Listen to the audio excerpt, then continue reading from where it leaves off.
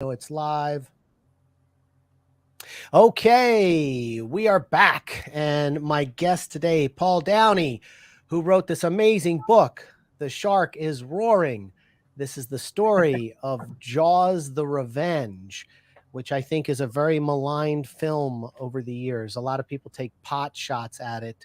But thanks for being on this. I know you're in the UK, so there's a big time difference here. But thanks for coming on and talking with me about the book.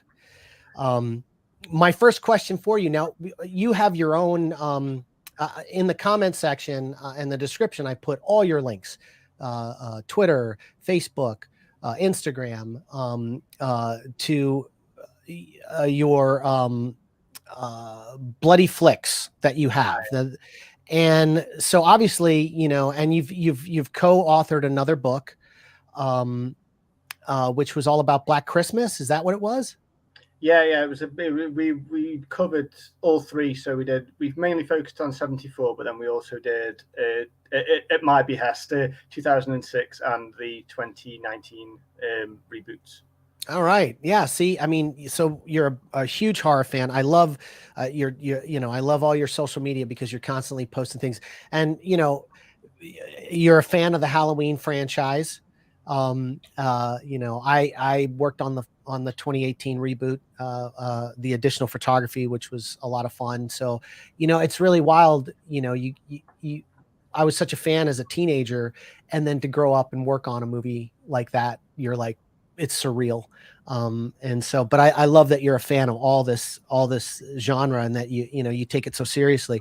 What in the world made you want to write a book about Jaws the Revenge? Well, I mean, if I was being really, really cynical, I would say that I spotted a gap in the market. But I'd read, I mean, I think, yeah, I'm sure you have as well, read the Jaws log. And I think there's a couple of books out there about Jaws 2, not so much about 3, but there wasn't really anything about Revenge. And Revenge was always one of them films that was always quite interesting to me. In about, well, it's actually 6 years ago now, because we're in 2023 as we're talking. I'd managed to get an interview. I'd tracked down Mitchell Anderson, who plays Sean Brody in Jaws the Revenge, and that scene. I always say to people, like, when they say, "Oh, yeah, what," when we talk horror with other horror fans, say, "Oh, what scenes kind of or films kind of scared you as a child?" And said, "There's only two scenes that I could ever." Couldn't watch as a child. I was pretty okay with a lot of things. The first one was Quint's death in Jaws, the unedited version, obviously. It was extremely violent and really disturbing, and you used to kind of put pillows up in front of your face when you were watching it until it was over. And the only other one was Sean Brody's death at the start of Jaws the Revenge, which I found absolutely horrifying, between it being at Christmas and the screams and just how violent it was and quick and so brutal.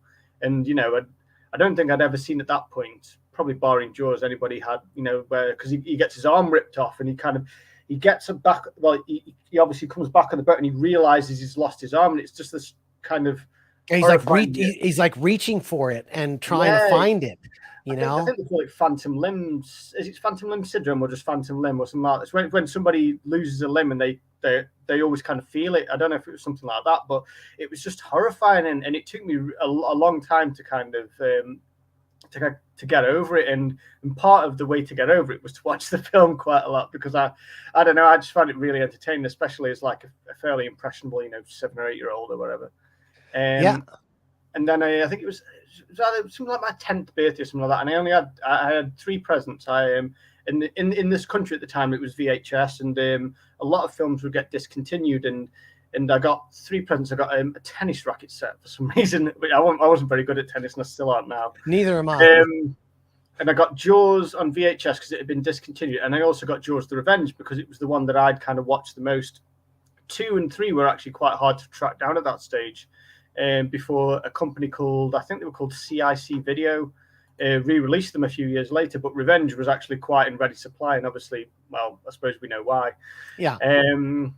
But yeah, it was a film I just kind of really enjoyed watching. But the more I kind of got into like film and started writing a bit more, I found out about all these stories about the production, and And then obviously when it came down to it, doing like film journalism as such, like writing for horror. Oh God, what was it called now? Scream Horror Magazine, which is where and the Mitchell Anderson interview was like, it's like a front page like cover story, and I was like, really?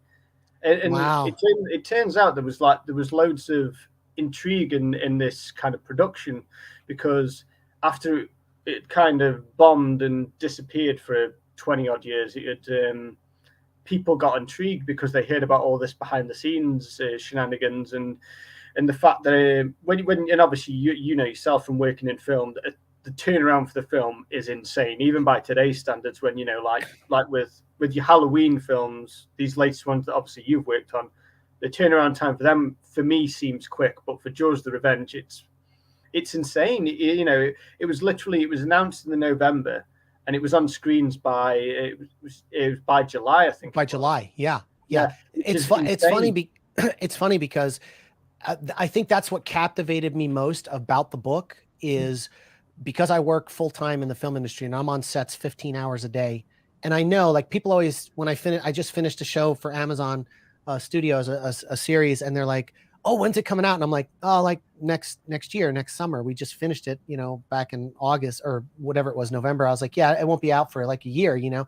And they're like, what? And that's usually what it is for most movies. It's like a year, because they've got to, but I didn't know any of this that was in this about Jaws the Revenge. And I think as a film crew member, this blew my mind. And that's why, like, my wife said to me, she's like, I've never seen you read a book as fast. And like, I wanted to be locked in a room, and I just couldn't put it down, because it was such a, it was a train wreck, but you know, it's just wild that that everything that happened the way it happened, including the casting, the stuff that you dive into in this book was, that's why I kept going, like, where did he get all this info from? And you know, the Mitchell Anderson interview that is in here, it got me choked. It got me a little choked up, because you know, his death was very graphic for what it was. It was almost like Joseph Sargent was like, well, how do I top the girl being killed, Chrissy Watkins, in the first movie? How do I do that? And it's like, okay, well, we'll kill Sean Brody, and then we'll have him rip his arm off and have him reaching for it. And I mean, it was, and the screams, and like you said, tying it in with Christmas. Like, I always joke that Jaws the Revenge is a Christmas movie because it takes place during Christmas, you know. Same with Die Hard and Lethal Weapon, you know. And it was just a very brutal attack. And then when you hear Mitchell talk about his mother, I mean, I don't want to give too much away, but you know, he talks about his mother going to the screening, and seeing him getting killed on screen was like very traumatic for her. And that was wild. And hearing that story, I was like, well, that's wild. But everything that you detailed in here, when it came to Sid Sheinberg and Lorraine Gary and Michael Caine, in the book, there's a great line, and we've all kind of heard it over the years, but you've got it in the beginning of the book here, and I just want to read it. This is something that Michael Caine said when they asked him about Jaws the Revenge. I think this was an interview. Can you correct me if I'm wrong, but wasn't it like for the Film Institute or something did an interview with him? I think it was around the time that he released his autobiography. He was doing like a round of interviews. I think it might have been for the Guardian, or it might have been one of the UK presses, and they were the only ones who really had the goal to kind of ask him. But yeah, it's a great quote. Yeah. And before I do that, hold on, I'll pull up. We'll get a shot here so we can get the full impact of what. Where's that shot? We're gonna have some fun. Okay, so we're gonna go here. We're gonna go here, and I'm gonna pull this up. All right, so Michael Caine says this, and we'll get bigger. Here's Michael Caine. I haven't seen it, but I've seen the house that it bought my mother, and it's marvelous. I mean, it was, you know, you detailed that in this, that, you know, he missed the Oscars because of the production schedule went over, so he didn't even get to collect. He was nominated and he won? Was it for it was Hannah and her sisters. Hannah and her sisters, and he didn't get to go to the Oscars to get his Oscar. It was I mean, from the news articles that I'd kind of dug up, and I think they had them around, I think it was around March time. It might have been a little bit before, and they had this really well, I find it very amusing. Like, it was obviously this really frantic executive at Universal, like, yeah, it's fine. We're going to be finished on time. Michael will get there, because correct me if I'm wrong, but I think they were in April. I might be wrong. But it was a few weeks after. But they were like, yeah, it's fine. We're just wrapping up a few things. We'll be ready. And then he was still doing things in June in a tank at Universal. So there you go. After the film was released. So there you go. And see, that blew my mind too as well. I always knew there were alternate endings, because the made-for-TV version in the US was actually the UK version with the re-edit. Where the Jake character played by Mario Van Peebles survived and stuff. But when I saw it theatrically in '87, I guess I was 12 or 13. And he was killed. And I actually thought that was a better take than him surviving. So when it showed up on television, when it finally was dropped on TV and it had the UK ending, it just I was like, huh, what happened? I was kind of like, there was no explanation for it. It was just, this was the television version, and they reshot the ending after the movie was already released in the US because it didn't test well or something, because the movie had been rushed so much. Well, yeah, I take a lot of it with a pinch of salt, because Sid Sheinberg's kind of line about it was that basically when they did the test runs, which I find very hard to believe considering the film was like barely completed, is that the audience is related to Jake and they found him quite a good character. That they obviously wanted to keep him on. I don't know whether there was something else to it, or because it's so bizarre. Even for me as a child, and I remember watching it with my dad. I think at one point he was like, "That makes no sense," and I was like, "Just, it doesn't matter, Yeah, right. He let him go, Yeah, but then like you watch it now, and it's like there's no feasible way, considering how he kind of is, looks quite definitively killed off, would survive. And they solve that conundrum by the one line: "The sharks don't like dark meat." Oh God, that was that while he's like literally bleeding out in the ocean, he gurgles that line, and I was just like, weird, like it didn't make any sense to me. When you go into the detail that you do in this book, you talk about Lorraine Gary and how it's a very hers was complex too, because they were originally looking to bring back Roy Scheider to the franchise, and of course he wasn't interested.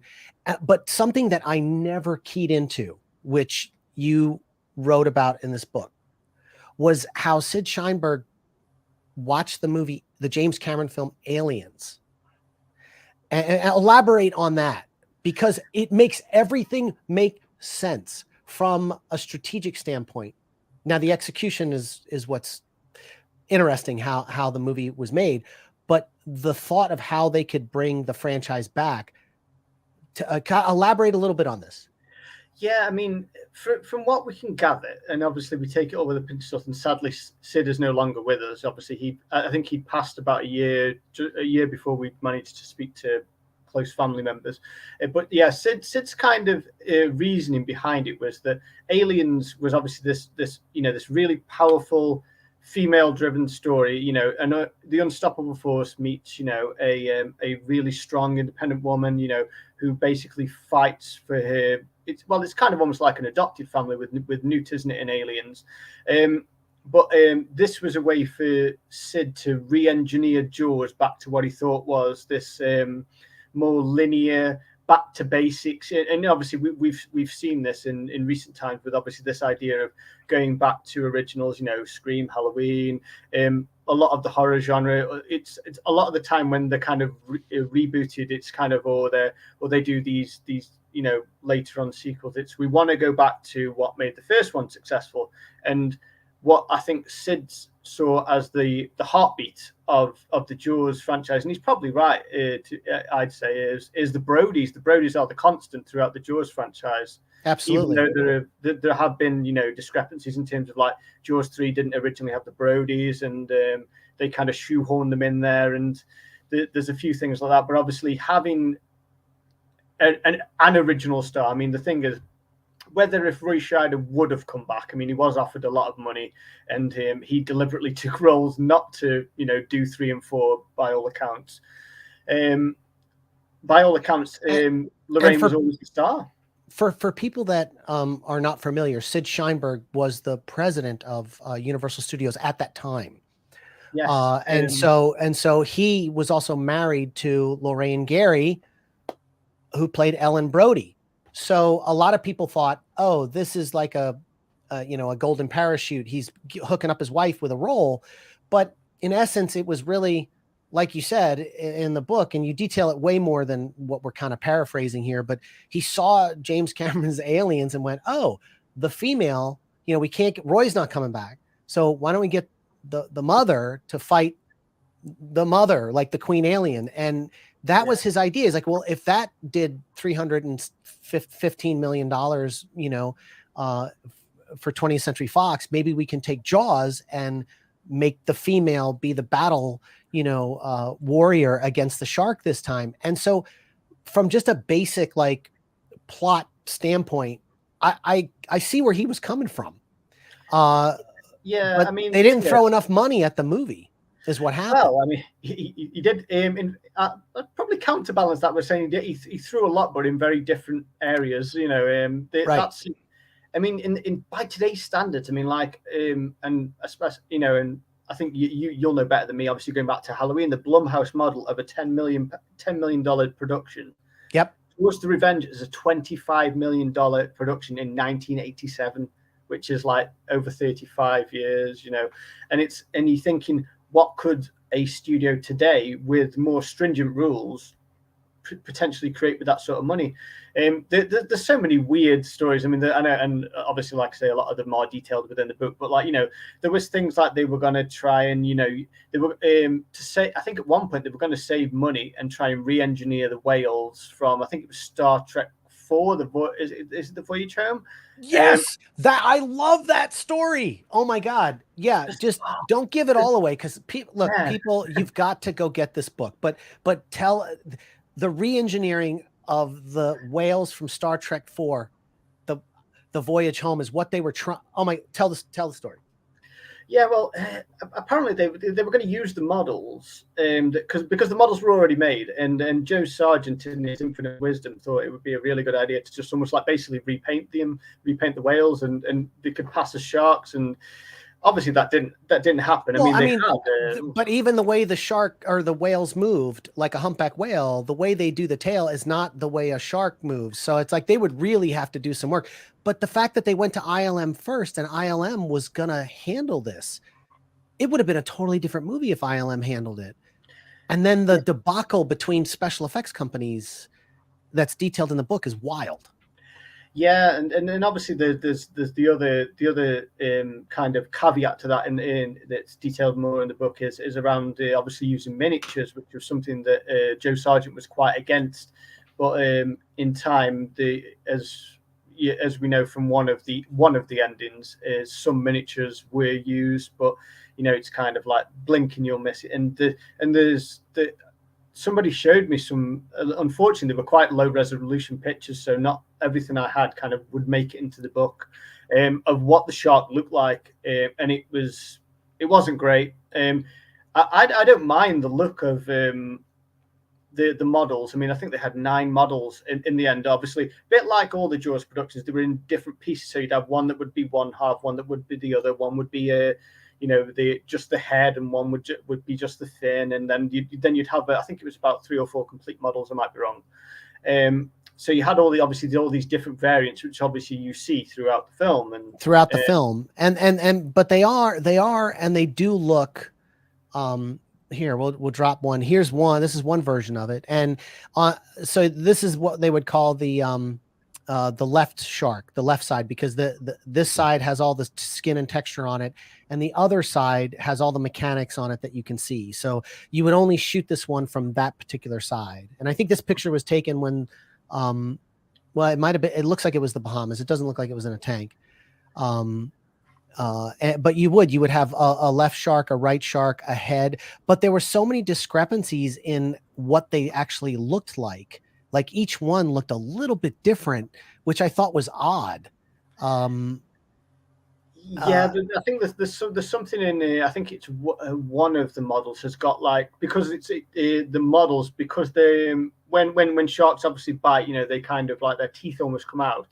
There's some models where it's already looking like it's biting someone, so it's almost like quite gummy. Whereas some are a little bit more closed mouth. So I think that version is kind of the one you see a lot. The gummy one. That one, that picture that we just saw, I think that one was probably used potentially for the banana boat attack. It looks quite, in terms of the head. This one here, or this was the one that leaped out and grabbed Jake. The one that could fly. The one that could fly. Yeah.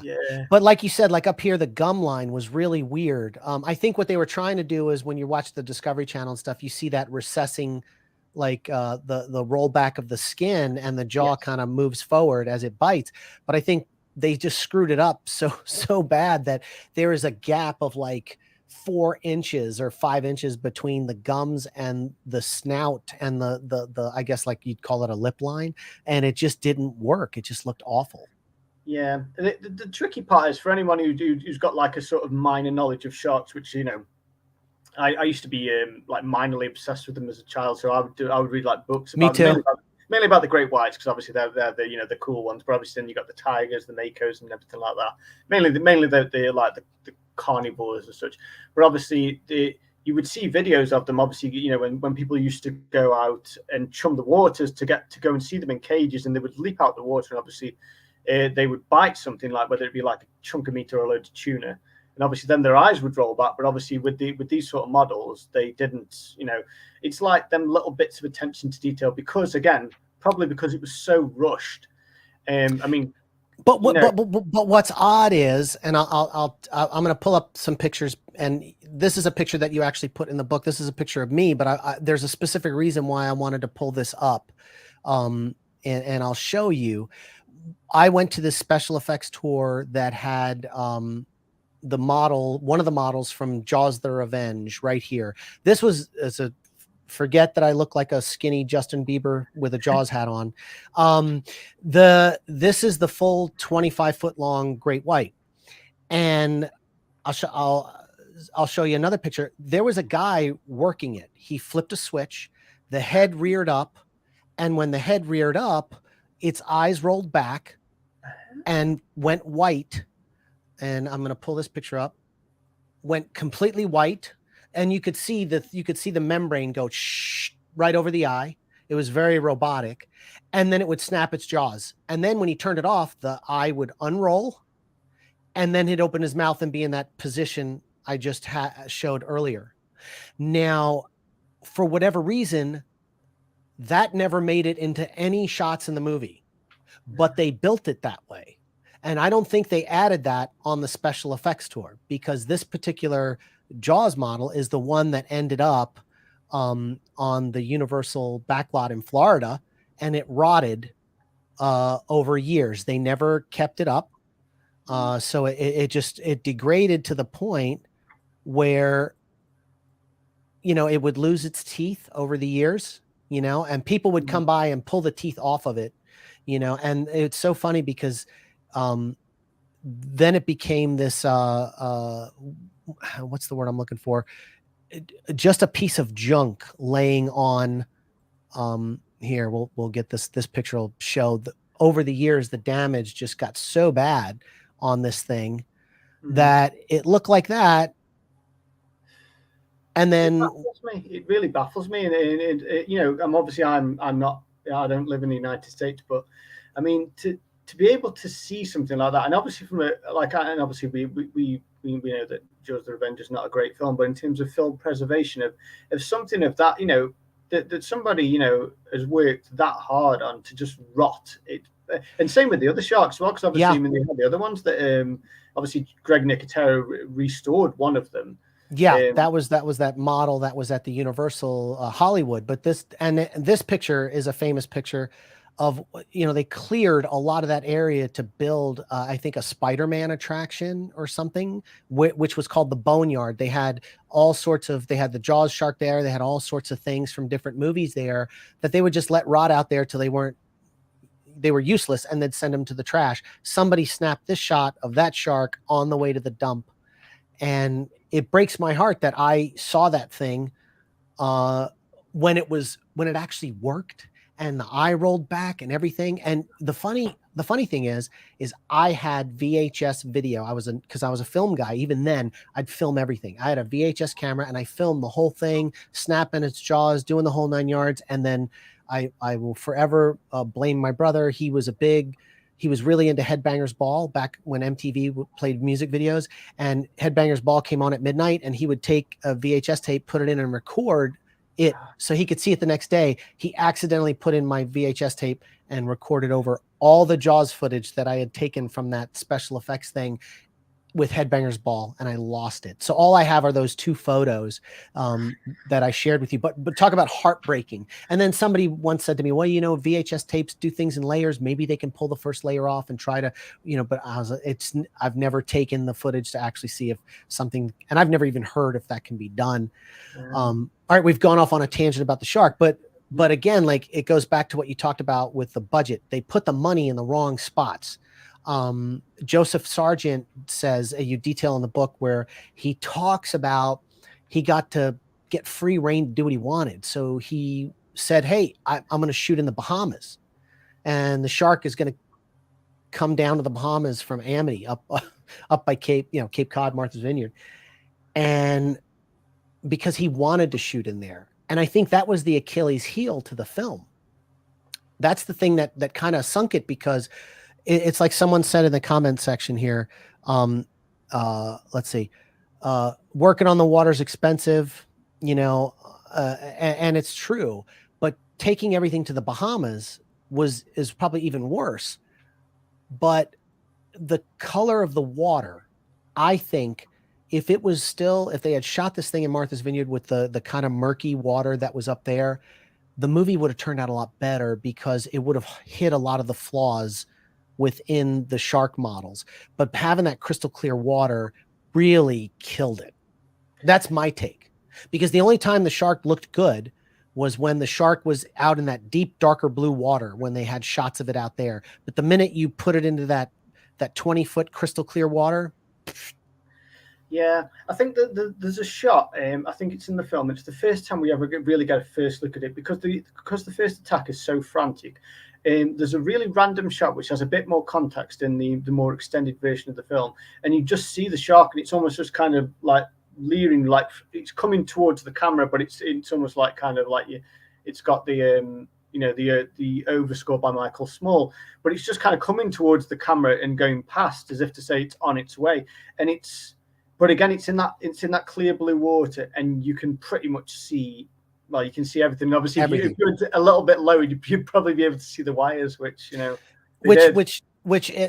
talk about in the book that they, when they showed the version in the UK, they didn't do the widescreen version, which hid all the mechanics underneath, right?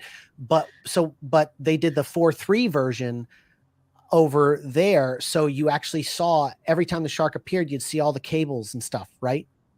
Yeah, it was really jarring. It was on the BBC, which is kind of like the main network over here, and instead of doing the widescreen ratios, 4:3, and for years it was just like the butt of the jokes. But eventually, what they did is because Jaws the Revenge, I mean, for all like say the flaws and the malignment, was played and still is played regularly in this country. I can guarantee you, every 3 months that film is on television on one of our channels. You're kidding?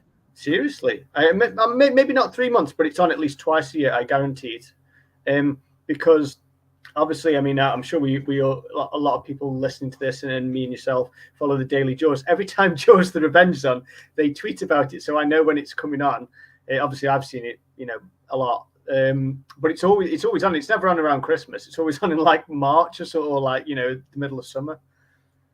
It's funny. I worked on the movie Journey to the Mysterious Island, and Michael Caine worked on that film, and just Dwayne the Rock Johnson and Michael Caine, and I got to meet Michael, and I went to his trailer, and he signed his book, The Elephant. I have it signed, and it's his autobiography. He did a 2-part autobiography. This was the first one that came out, and I almost opened my mouth about Jaws the Revenge, but then I thought, nah, I can't do it, man. I can't. I was so close to saying, but he was sick with the flu at the time. He was like running a temperature, and he was kind enough just to sign my book and let me have a moment with him in his trailer. But I was so close to being like, Jaws the Revenge, and I was like, I can't do it. I can't do it. I think seasoned actors like that, they kind of they wash over things. I mean, you hear discourse in films today from people far less famous than Michael Caine who've literally whitewashed their CVs of films they just want to forget. But there are people out there, like people who started out in horror, like Johnny Depp, like Kevin Bacon, who appreciate that there is a fan base out there. They won't talk about them all the time, but they will acknowledge that they actually exist. Whereas obviously, I mean, like Michael Caine's in his 90s now, he doesn't need to probably talk about Jaws the Revenge. Yeah, not on his big thing. And I one of the other things people forget was, Sean Connery owned property on an island in the Bahamas, and one of the other reasons, not just it bought his mother a house, was he got to hang out, in between filming with Sean, so that on the island. And so that was his best mate going all the way back to when they were doing theater. And he actually talked about that in his autobiography. And so it made sense for him. Hey, they're going to pay me, X millions of dollars or whatever to go down to the Bahamas to go hang out with the shark. And I only have a week's worth of work, and I get to hang out with Sean Connery and catch up with my pal on Universal's dime. It made so much sense for him to take the film, although most people didn't understand in the end why he did it. But it's show business in the end, It is, and I think so. I suppose you have to almost kind of, at a very basic level, you have to kind of understand the journey of an actor. Obviously, you do roles to keep food coming on the table, and people at the time, if you looked at, I mean, Hannah and her sisters aside, Michael Caine's CV in the 80s is very sketchy. Yeah. There's a lot of it's a bit of a roller coaster. Yeah. There's some great films in there. Things like I think it was 80s, things like Educating Rita, and I quite like De Palma's Dressed to Kill. Yeah. But then you've got things like Jaws the Revenge, and you've got, I think, the other Peter Benchley adaptation. Is it The Island? I think he did a few years earlier. Oh, he did The Island. Okay, yeah. Okay. Oh, that was a made-for-TV movie. I think they did that made-for-TV. Yeah, I remember that. Wow. Yeah, and I think he had a really great renaissance with Christopher Nolan, because he just kept putting him in every film, and his performances were so good. And I loved Harry Brown. Oh my God, I bought that on Blu-ray. I was like, dude, this movie's the best. Yeah. To me, it's like the best Michael Caine ever is Harry Brown. So you had interviews in here, and you talked about Lance Guest, who also, he played Mike Brody in the film, and was also, I'll pull up a photo real quick. Let's see. Lance Guest was, he was the Last Starfighter, if people remember that film from the 80s. And the casting that you detail in the book about how everyone kind of got their roles, his was unique, that he explains in the detail. And let me pull up, here's the one with him from the movie. There we go. Talk a little bit, without giving too much away, from in the book, about how he landed this role. Well, he knew, he'd done an audition, I think it was a few years back, outside of Jaws the Revenge, for Joe Sargent, and he the director, yeah. Yeah, and he'd remembered him. Well, so he said he did anyway. To take it all with a pinch of salt, but he was basically, in a nutshell, given the role. There were instances when you look at that top line cast where people were they didn't audition. They were handpicked and asked if they wanted to do things. I'm guessing Michael Caine in this case, obviously Lorraine being like the star, and then you've got the case of Mario Van Peebles who took ad libbing a role to whole new direction, shall we say? Yeah. And so, and then he talked about that maybe they were trying to fulfill a contract that he had, right? Because a lot of people would sign these studio deals. And so they would tell him, okay, we'll put you in 4 pictures or something. No, they don't do that anymore. I mean, it's very rare unless you're signing onto a franchise where they'll be like, oh, you got to commit to 6 movies or something. Like you hear Don Cheadle when he had an hour to make a decision to be, roadie in the Marvel films. And they said, you got to sign on for 6 films, period. And he was like, okay. And, but they don't do that a lot for what happened here. So it was wild to see the casting and how it just kind of, here, you get this role, you get this role, and we're just going to go to the Bahamas. Yeah, and I think a lot of it again is time. It's time and availability as well in terms of who and that's not to discourage anyone because in terms of the context, I mean, at the time, like Lance Guest was, he'd I think he'd gone back to doing theatre at that stage, but he'd been in, in numerous TV. He'd obviously done Last Starfighter, Halloween 2. So his star was kind of building up. But then you've got people like Mitchell Anderson, who were, was doing a lot of television at the time. So was probably quite a well-known face. And Sargent, the director, primarily comes from a TV background outside of obviously the Taking of Pelham 1, 2, 3. That's right.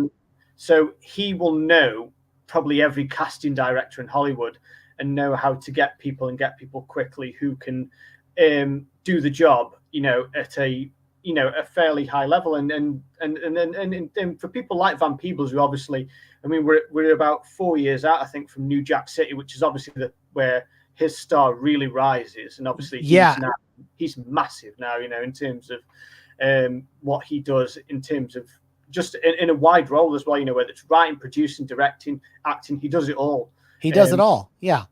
But at the time, I mean, there was a magazine cover I think I found, and it was specifically focused on kind of celebrities from the black community.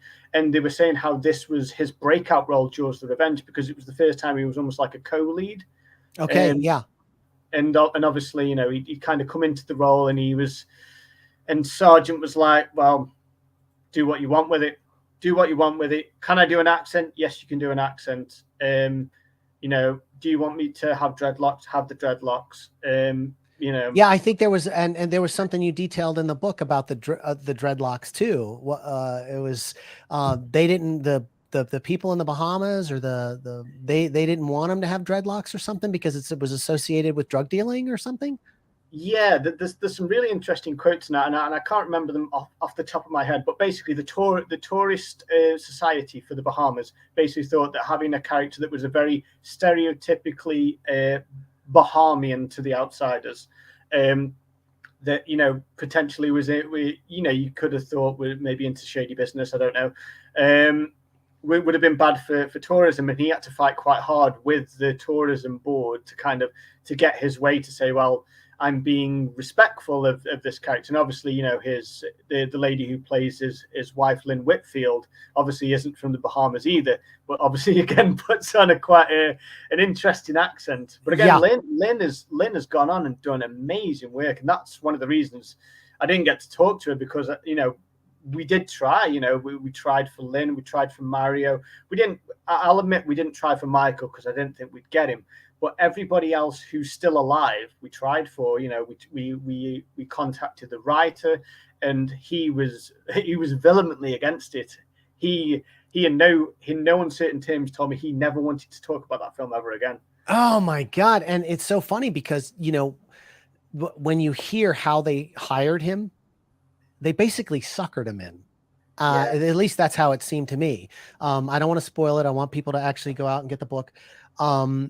and that's the thing. They went from script to releasing the film in 9 months, which is absolutely unheard of, to do something. And I don't think anything's ever been done like that since. And they probably learned their lesson. Oh, we can't really do that, because of how flawed the film ended up. I wanted to talk about, and just briefly, Judith Barcy.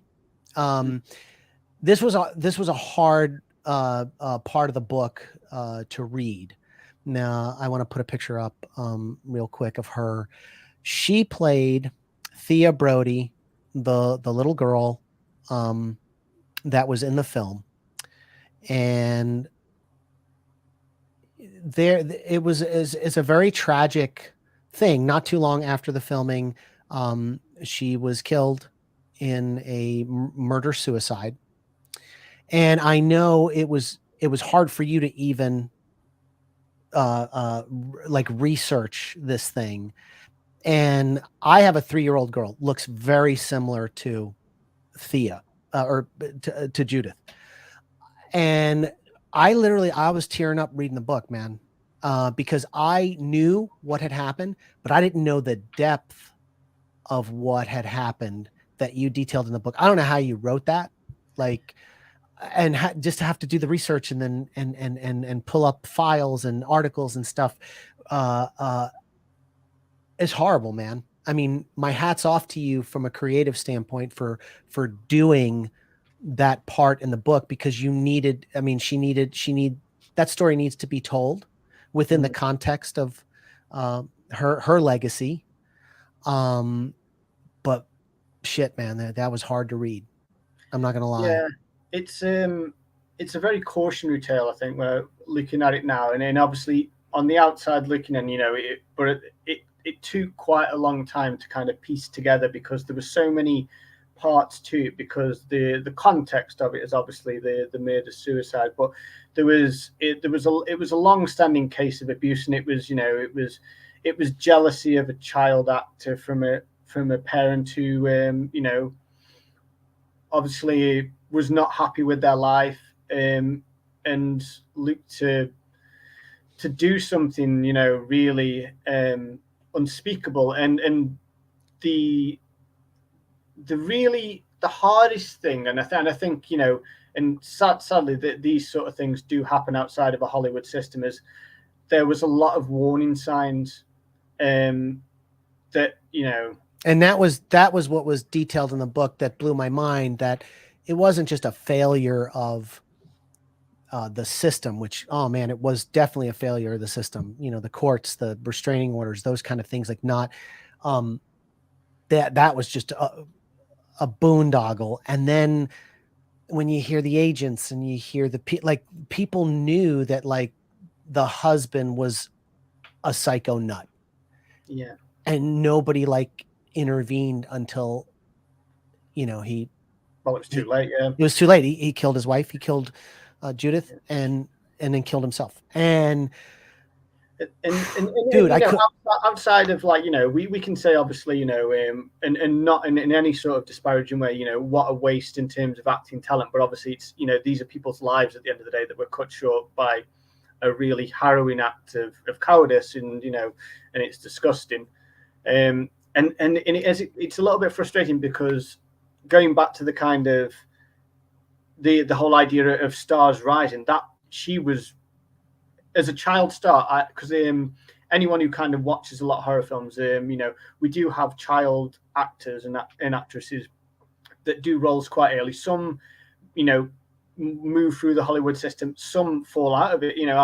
I think in terms of I'm reading a book at the moment actually about the Child's Play series, and I've just got to the point of going past Child's Play 3 when they recast Alex Vincent's role.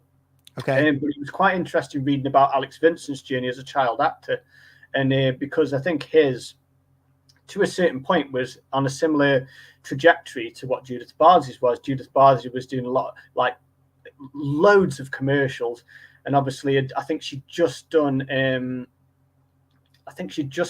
Land Before Time. Yeah, she voice acted Land Before Time. Yeah, that was a huge movie. Yeah, and you kind of forget them, because I remember having the VHS as a child and having no idea, not joining the dots whatsoever in terms of it being the same voice as the little girl from Jaws: The Revenge. Yeah.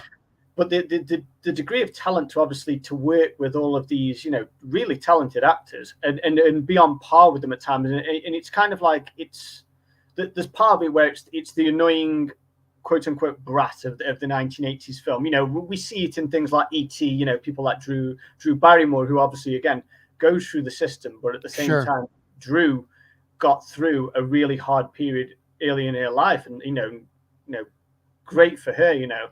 But for Judith, obviously there were external factors.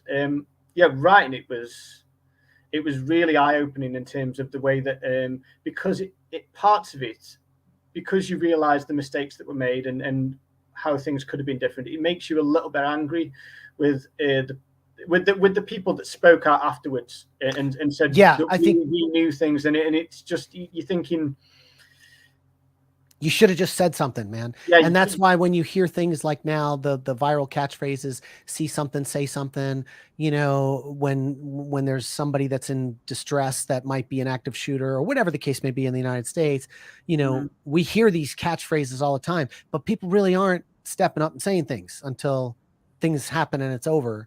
And when you hear them say, yeah, we kind of knew, and you're just like, and I think what broke me in reading this was when correct me if I'm wrong, but you wrote in the book that Lance Guest was a pallbearer at her funeral and helped carry the casket. And I mean, even right now, I'm sorry, because I've got a daughter, so it's hard.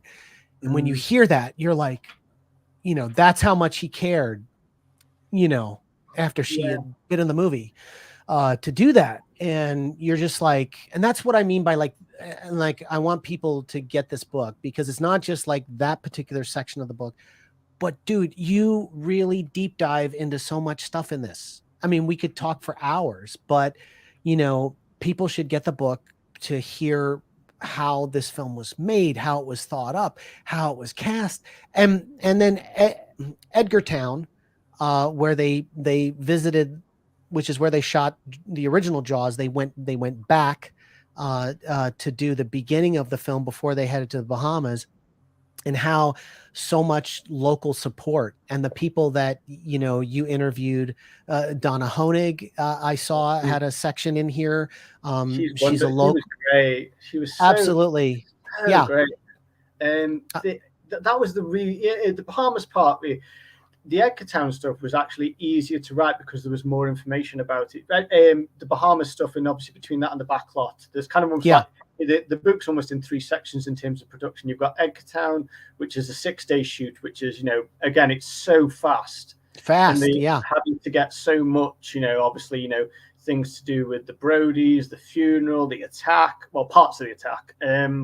They were shooting, they were running and gunning on that shoot, and when like you cold freeze, and you know, and it was like 40 degrees, you know, but like Donna Honig, there was I had a phone conversation with her not too long ago, and it was fantastic, and we talked about the book, and you know, the casting, the locals, everyone that came out was just like cheering, because people don't realize how much, you know, when a movie, I know this firsthand, but a lot of people don't, when a movie comes to a town, they dump a lot of money real quick. You know, we shoot an episode for a television show in about 12 days or 8 days or 9 days. It can fluctuate. And if you get a television show that's like $3 million, you're dumping $3 million on the local economy.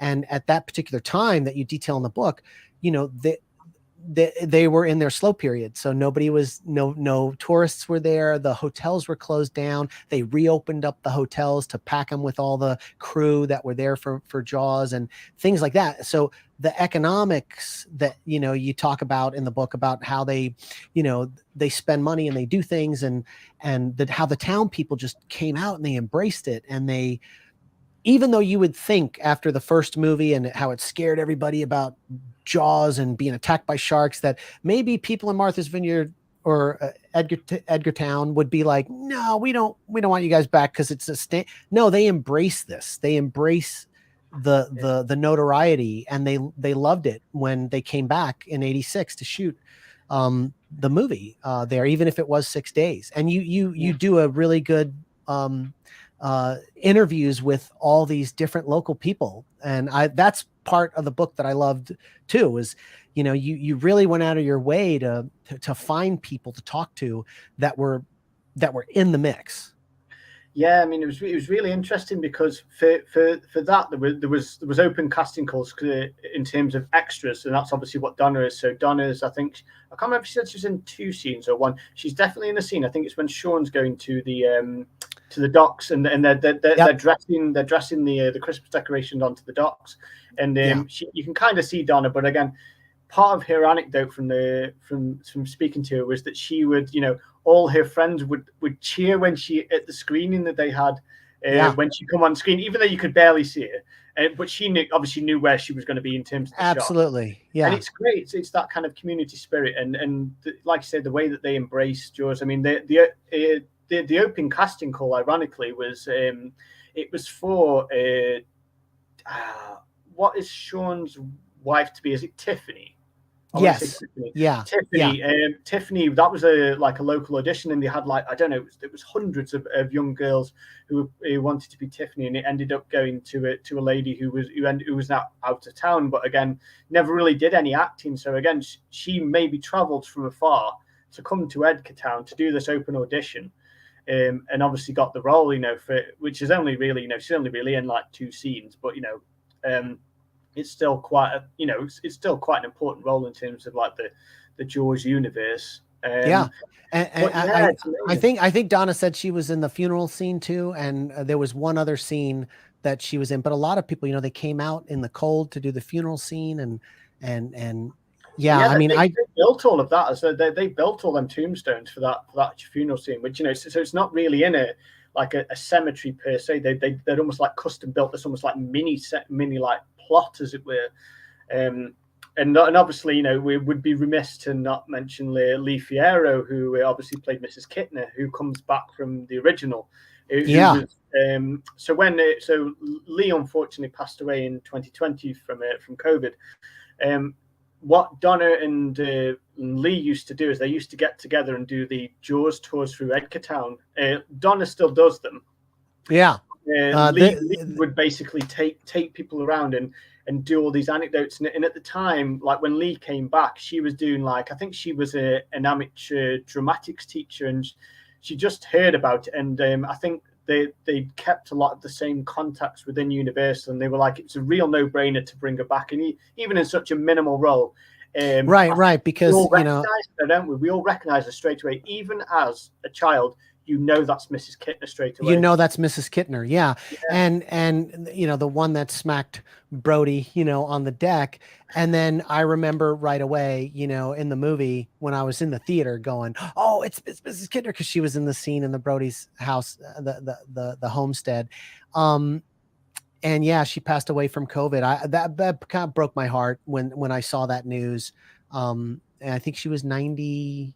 Was it 93, maybe 93 years old? She was, but again, up until a couple of years beforehand, I think she was still doing the tours. Obviously, I'm guessing she probably couldn't get around maybe as much as she used to. But I think they used to do in some cases they would do driving tours and then let people get out and take a look at the location. So the places where the police officers, the docks, and all these kind of landmarks within that area that you constantly see now on social media, people recreating the locations where things were shot, where Brody's on the pointing at the pond in Jaws, so people the rocks. Yeah, I see those all the time. People take a photo and they'll hold it up right in front of the location, where they shot that for Jaws. It was really ironic, actually, because there was a guy, and I forget his name, but he sent me a load of pictures. And what he'd done is he'd actually gone to the Bahamas, where they'd filmed parts of Revenge, and he'd sent me these pictures and basically kind of matched them up to where they were in the films, because the huts that you see and where the docks are, so where Michael Brody and Jake live, almost basically on the beach. That was all built. That was all a built set. So they tore it all down afterwards. So he sent me these pictures, and they were kind of they were obviously just pictures of the beach, but obviously you could clearly tell because the the skyline and everything like else. Like it was clearly the same location. It was so weird. But I was looking to include them at one point, but I was like, I don't really know how I was going to engineer how to do it, because it would almost be like a before and after. But it would have been it would have been tricky, I think, because it might have been seen as a bit of padding. Really, I don't know. Yeah. Yeah. You know, it's funny. I'm going to put up another picture. This is a picture that I was working on a show. I think it was Good Behavior, which was on TNT for 2 seasons. It starred Michelle Dockery, and one of the accountants, I was just talking to somebody in the accounting department, and I believe it was an accountant, and she said, "Oh, my husband was a camera assist, or worked second camera or something on Jaws: The Revenge. I got a picture," and she sent me this picture. And I always thought this was wild, you know, because there's not a lot of photos out there, you know, for whatever reason. It's just one of those things that was never, you know, they never really had a lot of behind the scenes. And that's why I love the book, because it gives you all this stuff that you, if you're a Jaws fan, or you just want to know about the film industry, how something like this could have been made and come together. And are you working on any other books? Are you doing anything else? I've got ideas. I've had a little bit of back and forth on a couple of projects. I aren't fully decided on what I'd like to do next. It's tricky because I almost want to keep them close to my chest in case somebody else does them. And that sounds really bad, because initially what me and my co-author on the Black Christmas book were going to do is we were going to write a book on Child's Play. And we got to a point when we were just going to get it started. And I'd heard some whispers, from different sources that someone else was working on a book, and it was quite far along. And obviously, I'm reading that book now, and it's fantastic. You know, it's so detailed. And again, it's a multi-spanning, you know, universe. It's tricky because there's been a lot of stuff written about films that I love. I think Jaws: The Revenge was the real itch I wanted to scratch, in terms of it's because nobody was talking about it. Yeah, but it's been nice to almost like get a lot of the information down on paper and have it there as a document of what this film is, because it's so hard now with the film. Because I mean, it would have been phenomenal, you know, however many years ago, you know, to talk to somebody like Joe Sargent and talk to, you know, the producers and people like that, talk to Sid Sheinberg, whether it would have spoke to me or not. You know, Lorraine Gary, just for context, took 3 years to track down for that interview. Wow. So that was a labor of love. But once I got the contact and then managed to ask her the questions, she didn't shy away from anything. Everything you see on paper is everything that I wanted to ask her. Yeah, and I think that's great. Kind of like everything else was kind of like, because Lorraine's story is really interesting, especially in today's society when we look at, you know, female representation, especially in film, because there was a lot of knives out for her before a camera had rolled. Because of the idea, obviously, like you say, and literally, it's in an article from I think November 1986, where a journalist basically accuses Sid Sheinberg of gift wrapping Jaws: The Revenge or Jaws 87, I think Jaws 87 is what they called it back then. Yeah, to his wife, and you can understand to a point. Yeah, they may be right, they may be wrong. But the thing is, I think Sid was probably, and certainly from what I can gather and from speaking to Lorraine and the interviews over the years, he wanted it probably more than she did. I think there was a lot of, what's the word? She was a bit nervous about going back in. That's what I can gather. Well, then that's because she had been out of the game. She wasn't acting for a while. That she had become an agent. Was it a literary agent in the book? I think that's what you said, or what? Yeah, and then she'd started working, and I think, and again, she'd been doing it for a few years since, in terms of she'd been working with charities. So obviously she would be. Oh, that's right. Yeah, she'd been a mother, you know, like almost like a full-time mother for a time. So people maybe don't understand how much that could take over your life, because she said like in really, you know, very, very, you know, just saying that the phone stopped ringing, and then that must be quite a hard thing for an actor or an actress to say. Absolutely. When the phone stops ringing, it's like the death nail, you know? Hmm. And then, you know, you even hear stories when Carrie Fisher, when they tried to drag her back out for The Force Awakens, she was petrified Yeah. because she had not acted in years and she wasn't even sure she could do it. So yeah, I mean, like and again, like in the book, the stuff with Lorraine is great, you know, and I mean, I loved her character from Jaws and Jaws 2.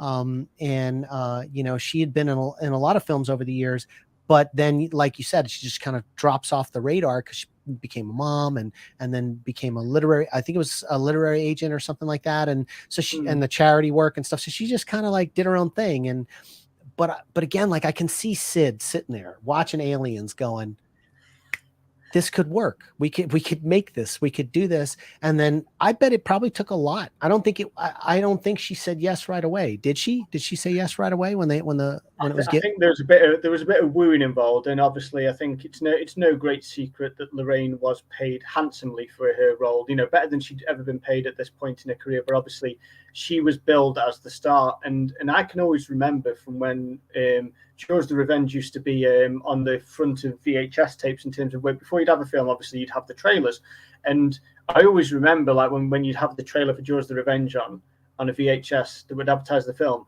they would always advertise Lorraine as the star. So it'd be Lorraine Gary, you know, Michael Caine. So Michael Caine would be second to He was Lorraine Gary. second bill. Yeah, yeah. Yeah. Wow. So she was pitched as the star, and to be honest, we you know as a you know as a young child, I always thought that she had this probably a bigger career than she did. It's very interesting because obviously if you go a step further back, it kind of I think there's a little bit of a hangover from what happened with Jaws 2, which was basically where her role was almost like shoehorned in a much larger capacity Yeah, by because all accounts to keep people happy. Whereas in this case, it's a bit more of no, you are the lead, you are the lead. You know, you are the person that's going to drive this story forward. yeah, I think there was the conflict where they didn't want her to go off to sea or in Jaws 2 to fight the shark with Brody, and she ended up going with him in the boat out there. Those were like added on later because there was a lot of fighting, and then she wind up staying with the girl, you know, Chrissy or Tiffany, that was left in the sailboat after her boyfriend had been killed. With Hendrix to be picked up Mm. later, and or something to that effect. And then Roy Scheider could go finish the rest of the film. And then it's funny when you watch the TV version of, and you talk about stuff I in the book about the different edits for television that would have added scenes here and there and stuff. Kind of the same thing with Jaws. There's added scenes with Ellen Brody that were in Jaws 2 that were never in the theatrical cut because they would need more footage for time for television edits and things like that. And so, you know, again, I mean, I could see like her apprehension to wanting to do it, but I could also see like, wow, this is the biggest payday in my life. I'm the star. This is the first time I'm the star. So yeah, I'm going to embrace it and run with it. But that might have been really nerve wracking after being out of the game for such a long time. Yeah, and again, you've got to look at the context of it. There, I think Lorraine at the time was probably, I think she would have been probably in her early 50s. So obviously, and again, there was a lot of targeting towards the way that she looked. She kind of jokes about it now in terms like the things like the shoulder pads, because obviously it was the 80s and a lot of people wore Yeah. shoulder pads.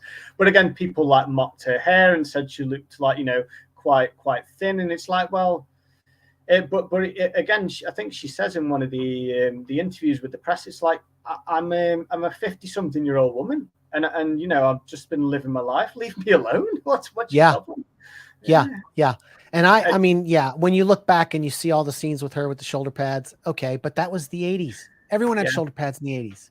You know, and some I movies, think she knew it as well. She knew exactly what she's doing with the shoulder pads, and it's kind of. I always find the scene great. I think it's on the boat when she obviously because I mean it's no big secret to me that the ending is really random. But when she goes out on the boat on her own and she you know she stops the boat and she sees the shark and then she's just kind of staring and takes her sunglasses off and then it's like, yeah, this is showtime. Right. I won't repeat what she said, but just in case we're on a family-friendly channel. No, it's fine. It's fine. But yeah, she says the line, "Come and get me, Actually, you son of a bitch," right? that's it. Yeah, but she tries to, obviously, it's almost like an imitation of Brody, but she does genuinely try and do it with a bit of verve, in terms of it's written in.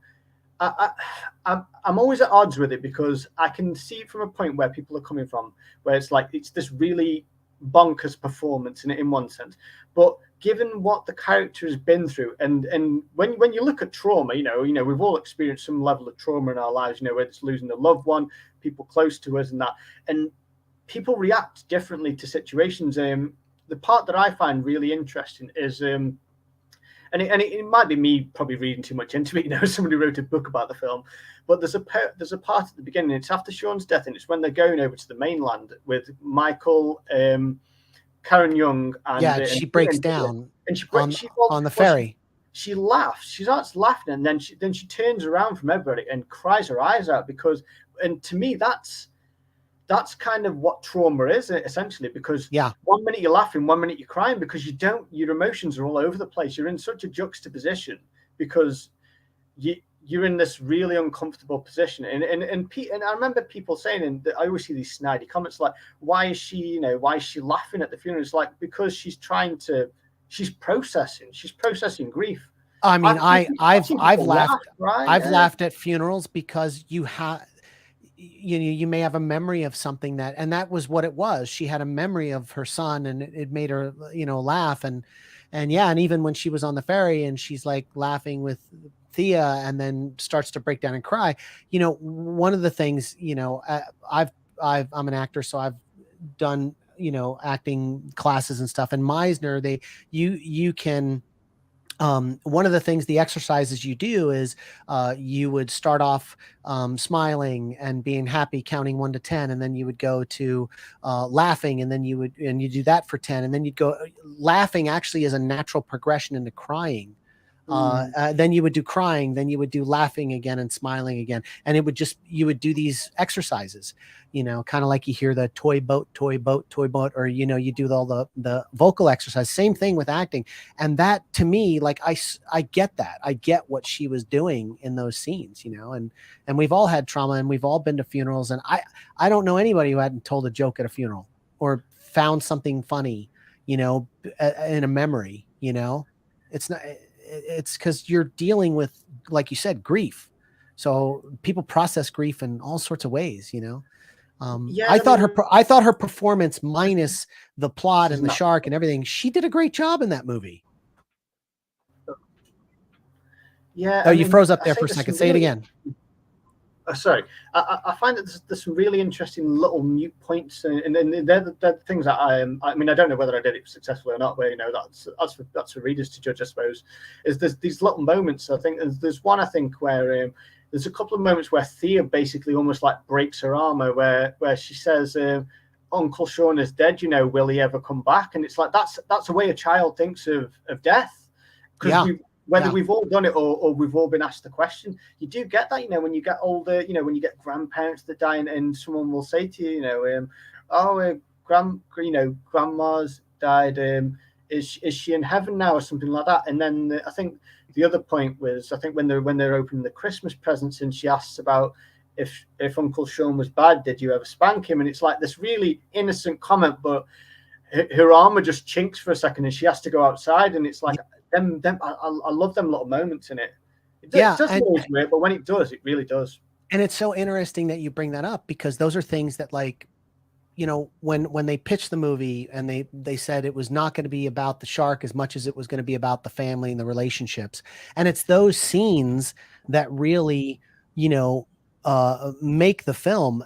One of my favorite scenes in the entire movie, and this was one of my favorite scenes in the entire movie of the original Jaws, which to this day I still get choked up here. I'm going to pull this up real quick. Is the scene where Martin Brody and his son Sean, and Ellen's over in the doorframe, and he's mimicking his father, and it always just gets a lump in my throat. And then they paid homage to it in Jaws: The Revenge with this scene. where Thea was mimicking, Michael Brody's. And I remember just in the theater, even as a kid, because I guess I was 12 or 13 when I saw it in 87, just being emotionally like, wow, it was just a beautiful moment that they did. So I know when they went to make Jaws: The Revenge, they really had this idea of making it something that people recognized with a twist, and it just didn't turn out the way they wanted to, but you can find these nuggets in the film, like the scene, again, when they're doing this, paying homage to the original movie, and the emotional roller coaster ride that they went on, especially Laurie and Gary having to do these scenes like this. And it's really special. And it's funny because my dog of 16 years passed away last month, and I was a wreck, and I still am a wreck. But my daughter, who's 3, and she still will say something to me like, "Oh, Indy's not coming back," or "Indy, where's Indy?" And then I read a couple articles about how to talk to toddlers about, like, and they you just say he died, and he loves you, and he'll see you one day. And that's kind of how you have to handle it very matter of fact. You can't be gray with it, because the kids don't get it. And so then, a week later she'd say, out of nowhere, "Indy died." And I'd be like, "Yeah, Indy died. My dog died," And so, yeah, it's like those scenes in the movie when Thea is like, "Did you ever spank him?" Or they're beautiful moments, whether the whole film worked in its entirety or not. And again, the book, guys, I keep saying, you got to get the book. It's really good. One thing I will say about, in terms of, people can, they can like things about the shot, they can dislike things about, performance or whatever. I'd like to think that the one thing that carries straight through from this whole thing is the score is fantastic, and I will die on that hill. I will down. It's the best score since the original by far. Yeah, I agree. John Williams' Jaws too. I like it, but I think Revenge, because it's just got them little edges of difference to it, and I think it's great. It's almost like the piano in the opening sequence, the way instead of it being played cello, boom, boom, boom, boom, that piano, you can actually hear the keys being smashed, and it gives this ping in it. But everything, every time the shark's there, you hear the music. I just thought it was good all around as far as the score. I agree 100% with you. The Jaws: The Revenge score, people don't, and for years you couldn't even find it, anywhere. It's so rare in this country. It costs, in our case, hundreds of pounds to buy it on a CD now. You can obviously listen to it on YouTube, which it's just not the same. I've been trying to find this. There's two versions of it out there. There's a kind of what we'd probably call a very basic score, which has got about 11, like the main tracks, but then you've got a more definitive one, which has got about 23, 24 tracks on. And it's got everything. It's one of them where it's the whole score. It's the little beats and everything like that. You talk about that in the book, and then you also talk about the Jaws: The Revenge video game that came out that NES had put out. I mean, that's the thing. Like, when I talk about deep dive, you covered everything. And for me, as a fan in general of filmmaking and movies and Jaws, and I just was like, wow, this book really, and that's why I couldn't put it down. So I know I sound like a broken record when I say that, but I really did enjoy this book immensely. I mean, the thing about it was, and in terms of, it was almost like trying to hit the beat. So obviously we've got the film, but we've got about, what happens after the film, what do people think of the film, what's out there, because there's so much, like, little bits of merch out there. There was, like, competitions ran for, like, some really skitty things, like, like food offers, and obviously, and the hat that you wore, I mean, that's worth a fortune. I don't even have that anymore, man. I mean, and that was a theater giveaway. I was at a movie theater, and they gave me that, and they gave me a blow up shark, kind of like the ones you see in carnivals and stuff, but it said Jaws: The Revenge written on it. And at some point, I'm 13 at the time. At some point, I lost the hat. I think I actually, the shark, the blow up shark, had a pinhole in it and would never work, but I sold that on eBay years ago. I remember when eBay first came out, I put that on there and sold that. I had that blow up shark, but somebody at the movie theater, I guess because like the movie was bombing, they were unloading all the stuff that they had, the promo stuff, and I got the hat and I had that. So I only have it in a photo, but still, you know. No. I've seen them. I've seen them online on places like Etsy, and they're going. And there's so many weird and wonderful little things like milkshake, containers and all kinds of things. One of probably the most interesting, and I suppose we've got to talk about is obviously comparing the novelization to the film itself from Hank Searles. Yeah. Yeah, and I read the Hank Searles novelization when I was a kid. When it came out, my mom got me the book, and you talk about it in the book here about how they had, Hank Searles wrote Jaws 2's novelization as well, and this one he brought in all this this voodoo element because they had to figure out how the shark, because the book had to be timed when the release of Jaws came out, that the book dropped at the same time. And you detail that in the book as well. And that there was this voodoo element, that there was a witch doctor that would the possession of the shark and all this kind of. Yeah. Papa Jacques. He's well known in cult circles in more ways than one. It's quite interesting because obviously Hank potentially was given a very different script because part of the discourse with Jaws: The Revenge was about 5 days before they started shooting. They cut loads of things out of the script. So if you see this plot holes, they basically had to re-engineer the script 5 days before they started in Edgartown because they realized that some of the things they wanted to do with the shark, which potentially were in the novelization, weren't feasible.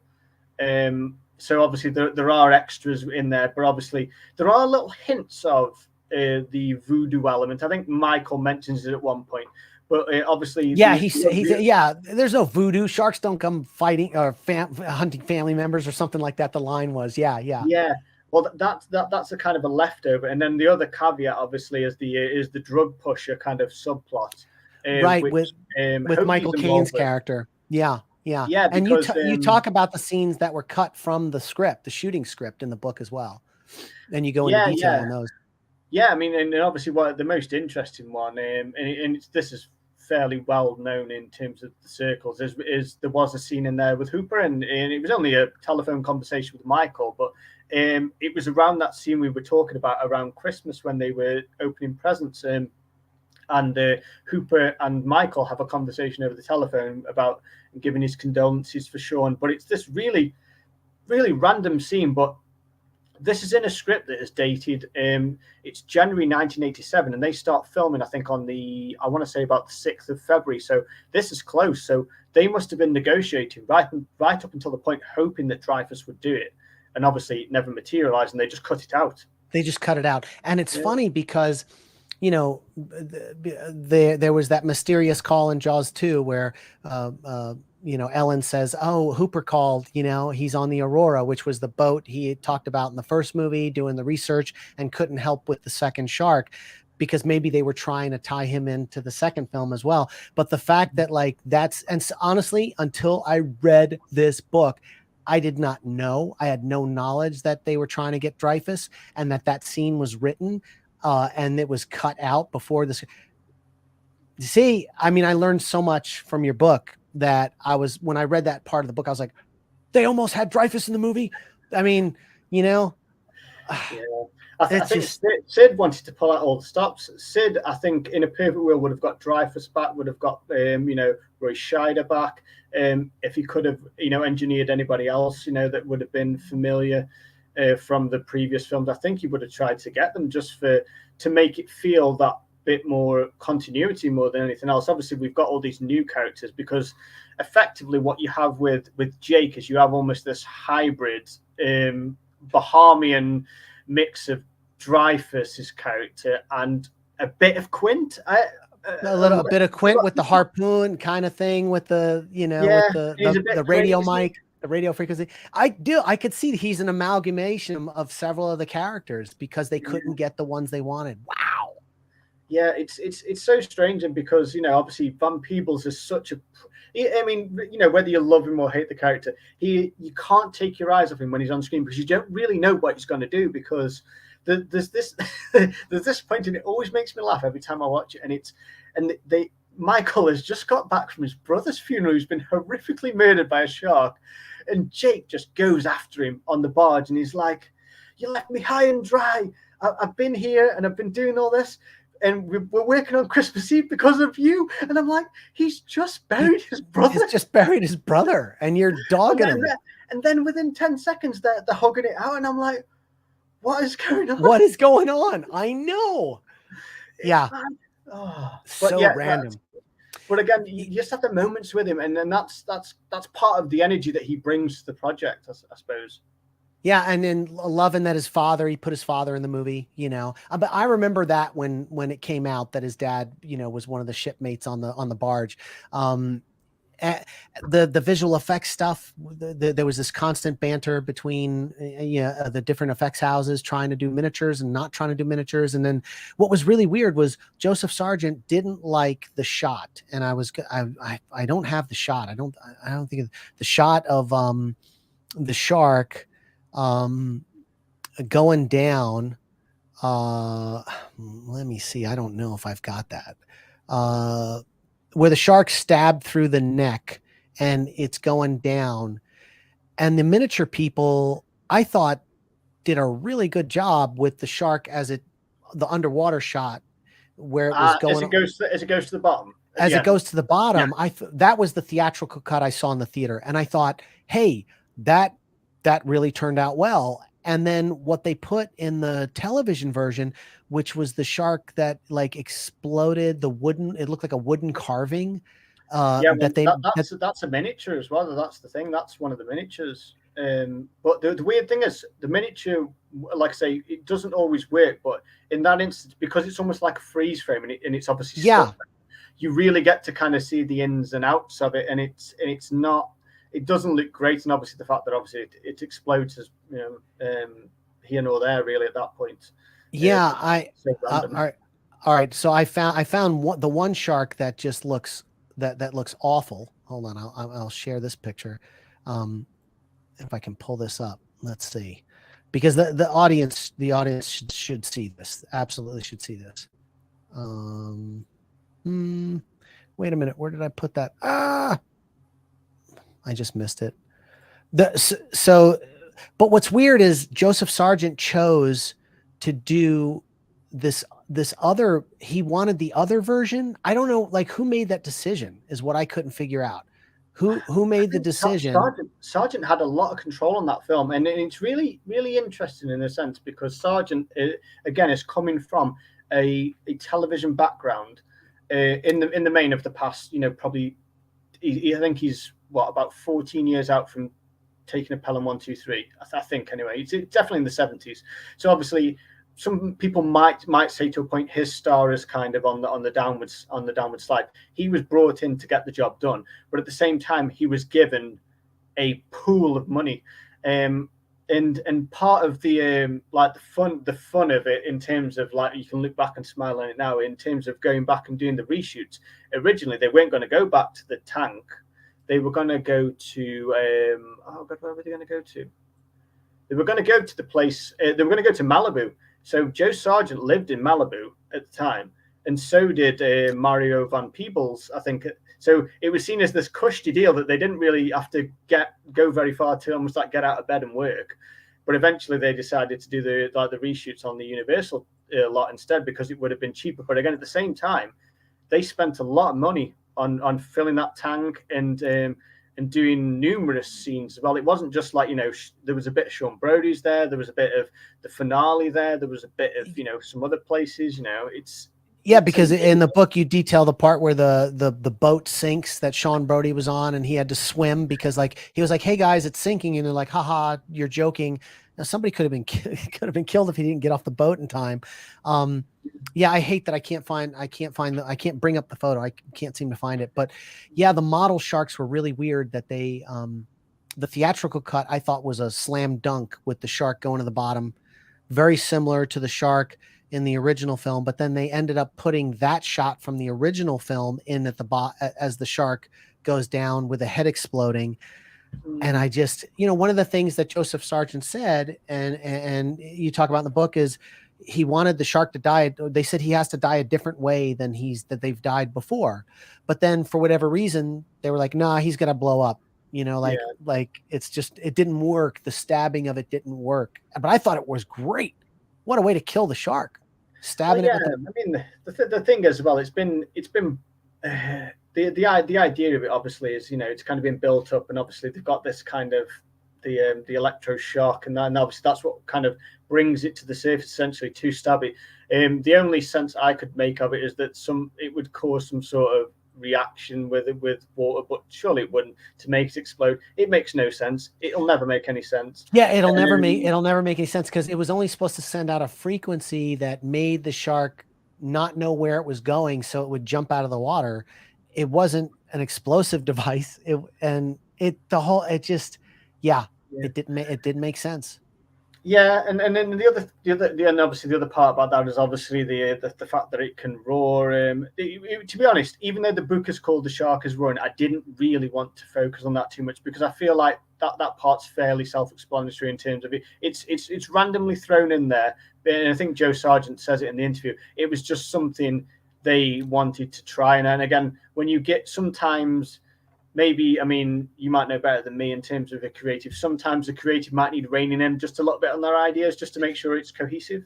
Yeah, I've been on movies and TV shows where they don't say no, and they just let somebody go, and maybe it doesn't turn out the way it should have, because they didn't say, maybe we shouldn't do that. But that's what I like about The Shark is Still Roaring, the title of the book, because it's a play on words of the original film, where they would say the shark isn't working, and then one day they were like, the shark is working, and then you'd hear it on the radio mics, the shark is still working, and then so the shark is roaring. It's like, I love the play on words. At least that's what I got from it. Is that how you got the title?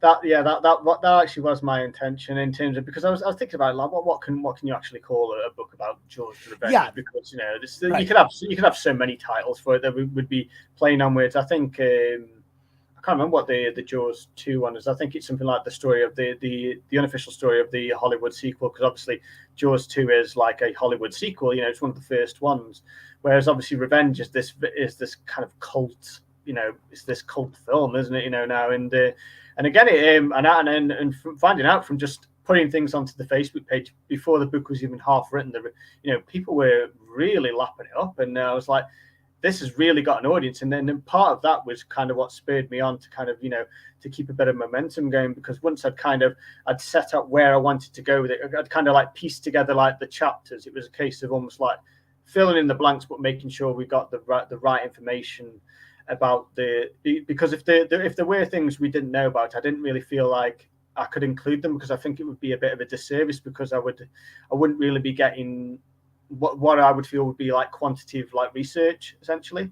Sure. So it was about what I could find out, really, more than anything. And obviously there was a lot of information already out there, but there was a lot of information that people told me. Like there's some great anecdotes from people like Lance Guest in the interview with him about working with some of the cast, which I won't spoil here, but I think they will make a lot of people smile. Yeah. Again and again, like, guys, this is a fantastic book. I love it, man. I love it. And we're hitting an hour and a half. I appreciate your time, man. I don't want to keep up too much of your time. I know it's later there than it is here. But I've had a blast. If you ever have anything else, you got another book cooking, let's talk about it. The Shark is Roaring, the story of Jaws of Revenge, Paul Downey. This has been great. I've enjoyed talking with you. Anytime you want to chat again, you let me know. But it's been great. Is there anything you want to wrap out with, and just let anyone that's watching this video know? No, I mean, in terms of like the book, the book is published by Bear Manor Media. You can get it on their website. It's available on Amazon. There's hardback, paperback, and then Kindle versions. The Kindle version, I think, is only about $7. I think in the US terms, so it's quite cheap in terms of like that. Yeah, and it was a blast to write. It was so much. It was, I would say, in a sense, even, and maybe it was like, because it's like second book syndrome, whatever you want to call it. It was easier to write than the Black Christmas book, because I'd go off on these tangents, which you'll probably see in the book. I've tried to make it as cohesive as possible. It's very much for me. It was easy to write in almost like a chronological way. Sure. So we go from the very whispers of it being a thing. So, like I say, almost like dating back to basically Sid Sheinberg probably sitting at Universal watching Aliens and being like, "That's what I want to do. That's what I want to do." Yeah, that's what I want to do, but I don't know how to do it. And then it becomes this thing. And the interesting thing about it, I think, probably in terms of a closing thing for me, is it's one of the last, maybe not great monster movies, but in terms of practical effects, I think I reason on this in the conclusion of the book is that we get to, from there 4 years later, and we get to Terminator 2 Judgment Day, and that's kind of the end of animatronic monsters. Jurassic Park is a hybrid a few years later, but Jaws the Revenge is one of the last big budget kind of where people threw money at a practical monster, because obviously every shark film pretty much after that has been CGI in a movie. It's been CGI. And obviously, we do a little bit around what's kind of come since. I mean, the progress has been made in terms of the way that the sharks look. There are some great examples out there. They are few and far between. Some of the animatronic ones on Deep Blue Sea. You talk about all the clone kind of films that have come since then that have tried to take over for what Jaws left as a void.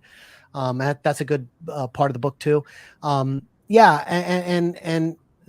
totally I just love this book. I put all the links to everything in the description below. So and all the stuff, because you're an editor and writer for your blog, and you have a YouTube channel as well. So the YouTube link is there. Everybody should check out the video content there, and check out all the links, Instagram, everything. Guys, subscribe and share. I really appreciate it. And Paul, man. Oh wait, what is this? What is somebody saying here in the chat? There's been a lot of shark movies now. Don't have any sharks. They just stuff the spirit of the devil, the sharks, past teenagers. Yeah. At the lake party. Yeah, that's funny. I want to see that film. Yeah, It's such a wild. Yeah. Thanks everyone in the comment section. That's I try to get to it when there's comments. If anyone's got any questions, I suppose now's the time. But feel free to obviously follow the I think it's called Jaws Revenge Book on Facebook. If you search for it, that's the Facebook page. And I'll try and add little bits and bobs every now and then. I do still have an outstanding copy of the book, so I may run a competition on the Facebook page soon. If anybody wants a paperback version, then just keep your eyes peeled on the page, and I'll hopefully be able to get something on there soon. Fantastic. Thanks, Paul, for joining us, and stick around in the studio. Once I end the broadcast, we'll chat a little bit before we bounce out of here. But thanks, and everyone who tuned in. The shark is roaring. All the links are in the comment section of the description below. Get the book. It's amazing. Paul, thanks for joining us today. Thank you. Thanks for having me.